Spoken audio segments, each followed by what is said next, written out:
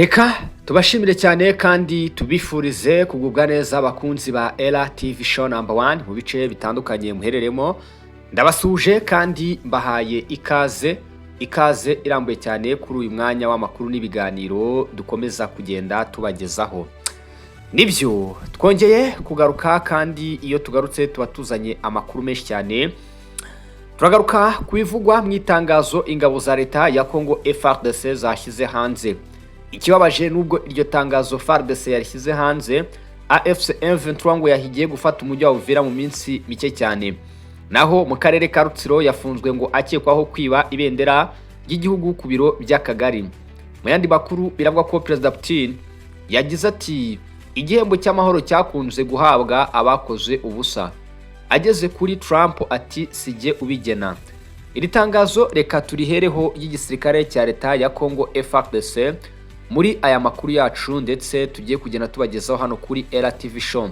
Kanda subscribe niba ukunda Shemo, kabukunda ibiganiro bye, basha gukanda subscribe hano kuri Ela TV show, aho uzajya ugenda ukurikira inkuru zacu zigiye zitandukanye.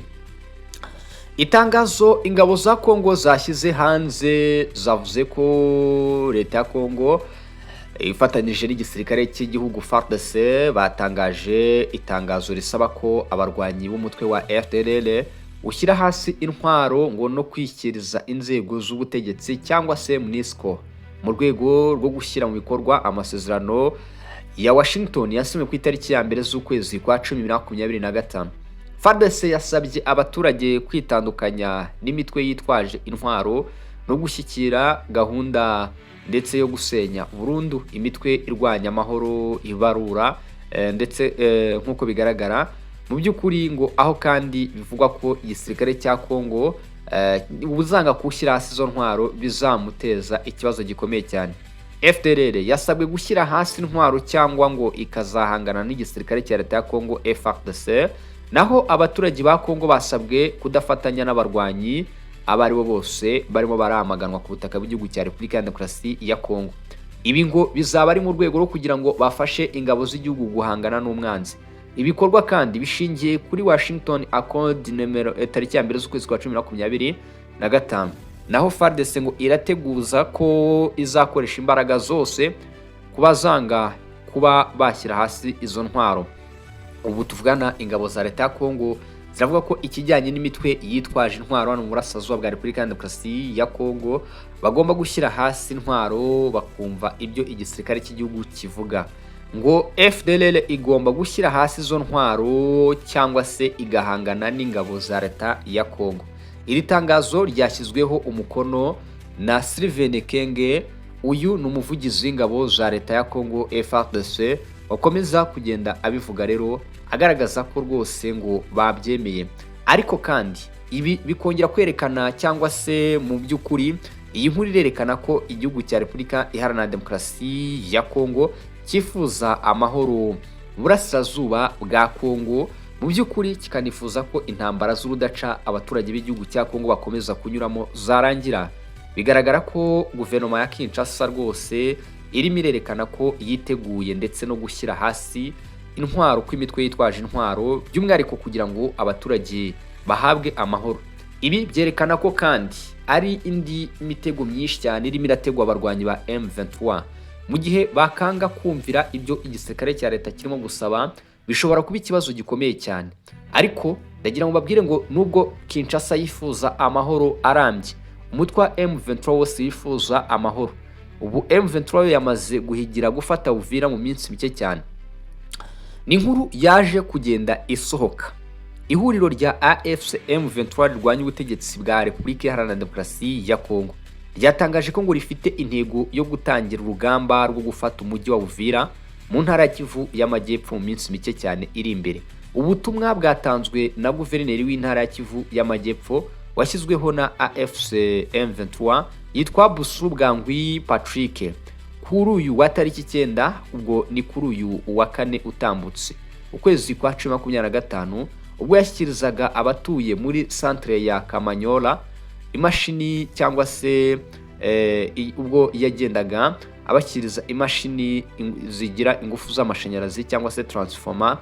Bivuga ko guverineri Busa yamenyesheje abatuye muri iyo centre iherereye muri teritwari ya Walungu ko AFC M23 igomba gukora igikorwa cyayo ikagira ku ntego yo gukuraho ubutegetsi bubi ngo bwa Perezida Felix Tshisekedi.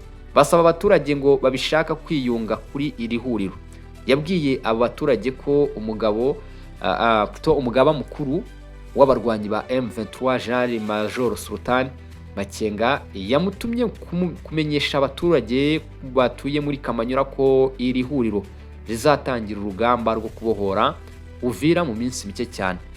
Ati General Major Sultan Makenga yambwiye ati genda uganirize abavandimwe banjye bahariya Kamanyura ubabwire ko mu minsi mike cyane tuzajya gufata Uvira. Muri Uvira no mu bice bihakikije ati hirunze ingabo za Kongo yewe nyinshi cyane n'iz'u Burundi na Wazalendo.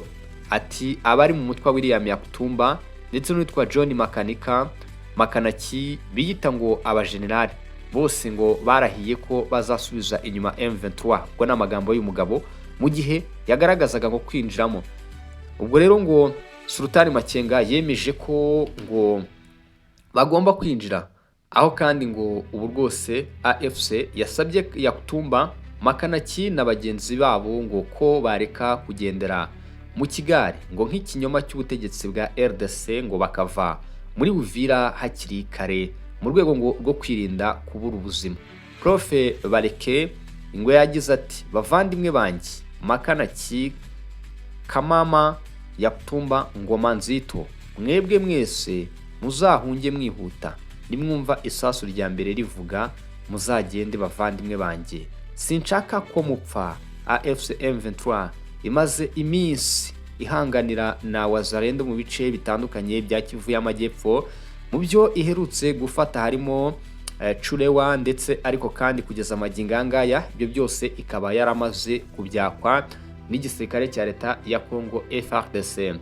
Ibi ni bimwe mu byaje gutera rero kwibaza kwinshi.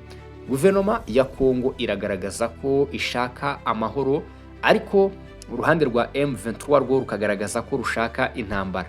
Byateye confusion ndetse no kwibaza kwa benshi, aho bavuze bati ibi byose birerekana ko umutwe wa M23 nta mahoro na masa wifuza kuri leta ya Kinshasa.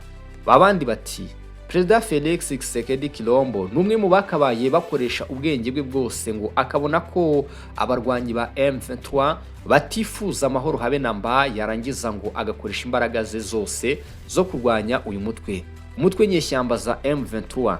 Mbona ko ibi bya Washington DC ndetse n'ahandi hagiye hatandukanye ushobora kutabikozwa bitewe n'ibi byose urimo uragenda utangaza. Kinshasa iratangaza ko ishaka ko imitwe yitwaje intwaro ishyira hasi intwaro. M23 igatangaza ko ngo ishaka gukomeza kurwanya leta ya Kinshasa.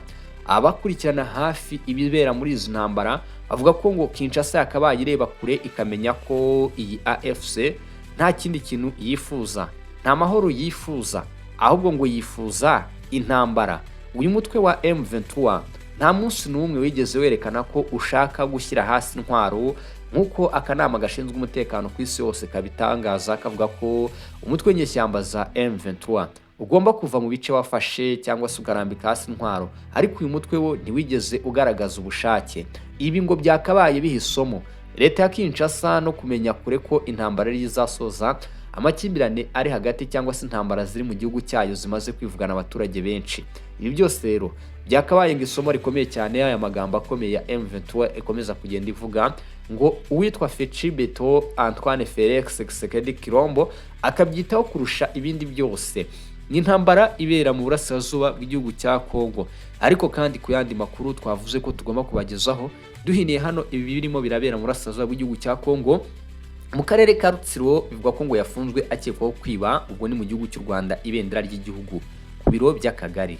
Umugabo w'imyaka 22 wo mu karere ka Rutsiro yafunzwe ngo akekwaho kwiba ibendera ry'igihugu mu biro by'akagari. Inyuma akaba rero ari nawe ngo uhamagara ubuyobozi bw'ingabo ndetse n'umuyobozi wazo ko aribonye munsi y'urugo rwe. Uyu mugabo yafashwe ku itariki 9 Ukwakira 2025 Murenge wa Gihango, akagari ka Ruhingo, aho ni mu mudugudu wa Kabuga mu masaha y'igicamunsi.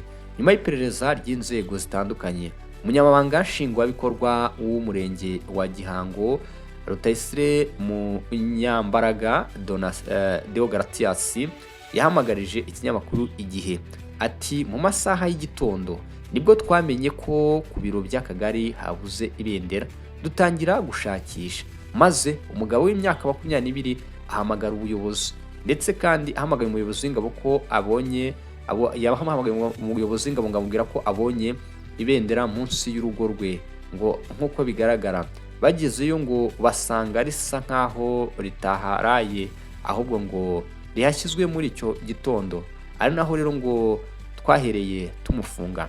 Gitifu Rutayisire yasabye ngo abaturage kwita ku irondo ndetse kubahana no gutinya ibirango by'igihugu, kuko ngo ufashwe abyangiza abiryozwa. Uyu mugabo akimara gufatwa yahise ajya gufungirwa kuri sitasiyo ya Gihango mu gihe iperereza rigikomeje. Aha ni mu karere ka Rutsiro niho havugwa iyi nkuru. Perezida Vladimir Putin yaje kwihanangiriza ndetse afata ku gakanu Donald Trump. Muti yabigenje ate? Yagize ati igihembo cy'amahoro cyakunze guhabwa abakoze ubusa. Ageze kuri Trump ati sijye ubigena. Nibyavuzwe na Perezida Vladimir Putin, aho kandi bigaragara ko hari byinshi cyane yakomeje kugenda agaragaza. Yerekanaga Donald Trump ngo umaze iminsi yaka kiriya gihembo nk'ushaka rero guhabwa igihembo cy'ubusa. Perezida Putin w'Uburusiya yabitangaje ku nshuro nyinshi, avuga ko igihembo cy'amahoro cyitiriwe Nobel cyakunze guhabwa abantu batagize icyo bakora mu kwimakaza amahoro, ibintu ngo byagitesheje agaciro. Kuri iyi nshuro Perezida wa Leta Zunze Ubumwe za Amerika Donald Trump niwe wagishakaga kurusha abandi bose, aho yavugaga ko ngo amaze guhagarika intambara 7 kuva uyu mwaka watangira. Imwe muri iyo avugamo ndetse ibibazo by'umutekano muke mu karere k'ibiyaga bigari, by'umwihariko amakimbirane y'u Rwanda na RDC. Maricona Machado, umunyapolitike utavuga rumwe n'ubutegetsi muri Venezuela, niwe wahawe igihembo cy'amahoro muri uyu mwaka. Yahoze ari umuyobozi mukuru wungirije w'inteko nshingwamategeko y'iki gihugu. Putin rero abajijwe icyo atekereza ku kuba Trump atahawe iki gihembo cya Nobel, yavuze ko atari we ubigena, ko ndetse mu myaka yashize cyagiye gihabwa abakoze ubusa. Ati kuba Trump atahawe igihembo cy'amahoro sijye ufata umwanzuro ukwiriye wo guhabwa igihembo. Hari igihe igihembo cy'amahoro cyakunze guhabwa umuntu utarageze agira ikintu akora ku bijyanye n'amahoro ku ubwanjye. Ati rero ku bwanjye iyo myanzuro nyitesha agaciro, ndetse kandi nkabona ko itesha agaciro iki gihembo. Baha igihembo abantu bakoze ubusa. Uwo ni Putin. Igihembo gikwiriye guhabwa abafite icyo bakoze, bitari ibyo giteshwa agaciro. Ntabwo mbizi niba Perezida wa Amerika yari agikwiriye, ariko ari gukora byinshi mu gukemura ibibazo byari bimaze imyaka nyinshi. Urugero nk'ibibazo byo muri Ukraine yagaragaje gushaka igisubizo. Hari ibyakozwe, hari n'ibitarakozwe, ari gukora kugira ngo amahoro agerweho. Ibyo rero ni ibyatangajwe na Perezida w'Uburusiya Vladimir Vladimirovich Putin. Yerekanye ko ngo rwose atari utanga igihembo, ariko kandi ku rundi ruhande avuga ko icyo gihembo cya Nobel cyaraye gitahawe umwe mu batavuga rumwe na leta ya Venezuela, ngo rwose nta kintu yakivugaho kuko atari we ubigena. Uyu ni Vladimir Putin. Ijambo avuze rikwira isi yose, ariko kandi ku rundi ruhande ubwo Donald Trump ntiyagihawe, cyahawe uwitwa Maricona Machado. Uyu rero ni umunyapolitiki utavuga rumwe n'ubutegetsi bwa Venezuela, niyo rero wamaze guhabwa iki gihembo. Bakunzi ba Era TV Show, ndabashimiye cyane, bifurije kugubwa neza. Reka mbabwire nti amahoro y'Imana nakomeze kuba nawe, imirimo itandukanye mugenda mukora. Iyi ni Era TV Show, kimwe mu binyamakuru bikugezaho inkuru zose zigiye zitandukanye by'umwihariko kuzo twamenye ndetse nizo dukomeza kugenda dukura impande n'impande. Kanda subscribe ujye ukomeza gukurikirana ibiganiro byacu. Ibi rero ni bimwe mu byo tugarukaho kandi tukavuga tuti tubagezeho 5 kuri 5. Murakoze cyane, murakarama.